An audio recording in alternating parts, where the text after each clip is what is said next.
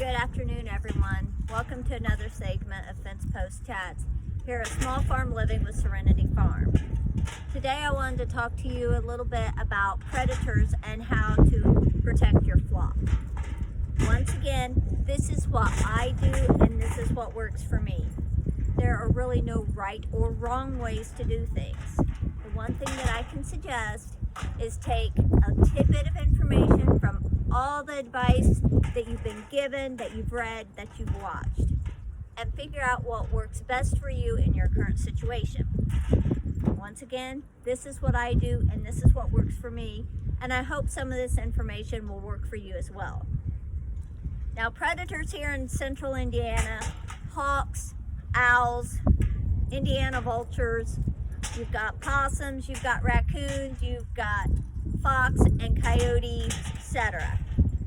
The possums you don't really have to worry so much about. The possums will go after the baby chicks and the eggs before they'll go after a full-grown chicken or duck.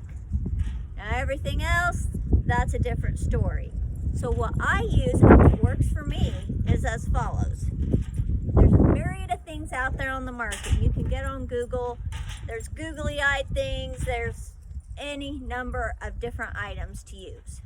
Here is what I've used that have worked wonderful for me. Now, as you can see here, a fake owl. Now what I do, fake owls are great if you move them around. If you don't move them around, the hawks, the owls, the birds of prey, they will get used to their placement and they will ignore them. So as you can see, I've got this owl placed on a T-post. So I can just pick the T-post up every few days and I move it around the pasture area where my flock will be grazing. Another thing that I use, and I'm big on solar, I love solar, I use solar motion detector lights. As you can see, here's the solar portion. At nighttime, the slightest movement in the radius of this and it will kick on and the light scares it away. One of the other things that I use, and I have them scattered throughout my property on the fence rows, are CDs. The movement and the reflection of the light really scares the birds away, keeps them at a distance. So I do use CDs. Another thing you can use as well, good old pie pans, aluminum pie pans. Same principle as the CDs. The movement, the sound, it scares the predators away. This also works for raccoons and fox, coyotes, things of that nature. It's because of that sound when it hits your fence post or hits your fence. Here is another one that I use. Once again, it's solar and it's a motion detected light. Now, you can have this set. This has like 4 different settings. This particular one, you can have it set from dusk till dawn, and anything gets in its path, it can simply blink. You can also have it set to where it's from dusk to dawn, and it will not only blink, but it sends out this really high decibel alarm, which definitely scares predators away. So I really highly recommend something like this. Granted, you may get woke up in the night occasionally, but it's better than something getting into your flock and destroying your flock. I don't know about you, but my flock, I've got turkeys, ducks, chickens, quail. My flock is very important to me. They're very important to this farm because those are the money makers of this farm. Another thing that I use here is I use my pets. I use my dogs. About twice a week, me and the dogs walk around the fence, this entire property, especially my male dogs.